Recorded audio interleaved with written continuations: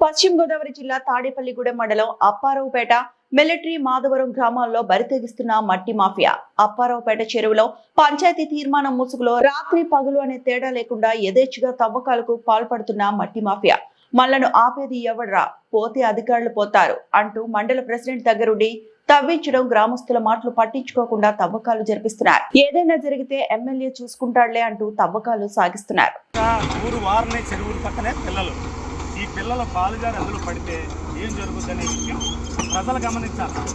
ప్రజలు దేనికి ఊరు డెవలప్మెంట్ అంటే శ్మశానాల డెవలప్మెంట్ చేయడం కాదు, కానీ అది చేయవలసింది ఏంటి, బళ్ళు, హాస్పిటల్స్ లేక ఉన్న గుళ్ళు ఈ చేయాలి తప్ప వీళ్ళు చేసే దండ దేనికి, ఎవరి కోసం?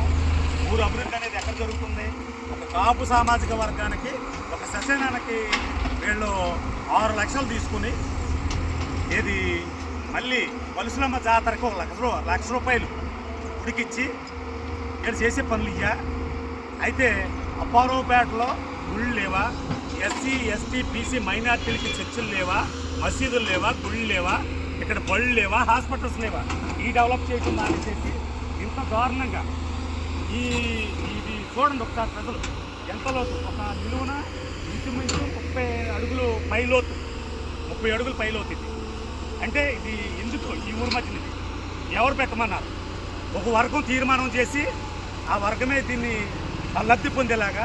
అదే మనం చస్తే కంపు కొట్టి శవాలు బయట పాడేసే వాళ్ళకి అంత అన్ని లక్షలు ఖర్చు చేసి శ్మశానం కట్టాలా? అవసరమైంది దేనికి చెప్పండి? సరే, మీడియా ప్రతినిధులకు కానీ, కలెక్టర్ గారికి కానీ, ఎంఆర్ఓ గారికి కానీ, ఆర్డీఓకి కానీ, విఆర్ఓ కానీ పెట్టేది ఇదే. ఈ న్యూస్ చూసిన తర్వాత మీరు ఏం తీర్మానం చేస్తారో, ఎలా చేస్తారో చెయ్యండి. ఆ లారీలు చూడండి, ఈ పాట చూడండి, ఈ ఎత్తులు ఎంత ఎత్తులో ఉందని నేను చూడండి. ఇది ఎంత దూరం, ఎంత దుర్మార్గమో మీరు ఆలోచించండి. కూటమి ప్రభుత్వం వచ్చిన తర్వాత ఊరు మధ్యన ఇంత లోత. ఇది అరకు లోయ లేకపోతే ఊరజెరువు లోయ? అప్పారావుపేటతో తేల్చుకోవాలి. మీరు తెలుసుకుని మాట్లాడండి. ప్రజలు దీనికి ప్రజలందరూ మద్దతు ఇచ్చారంటే నేను మాట్లాడను. ఎవరేం చేస్తారో నాకు తెలియదు, కానీ మీరు ఇప్పుడు వరకు తోలుకున్నది అయిపోయింది. ఈ రెండో పార్ట్ పెట్టి మళ్ళీ ఎంత దుర్మార్గం తోలుతారు. ఈ 6 గోళ్ళ క్వారీలు బంద్ చేయించారు, ఎక్కడో అడుగులో ఉన్నాయి. ఈ ఊరు మధ్యన ఈ చెరువు ఏంటిది దుస్థితి? ప్రజలు బయటకు రావాలా లేదా అధికారులు బయటకు వస్తారా? రండి. ఇద్దరితో నేను ముగిస్తానని ఉద్యమ నమస్కారాలు తెలియజేస్తున్నాను. జై భీమ్.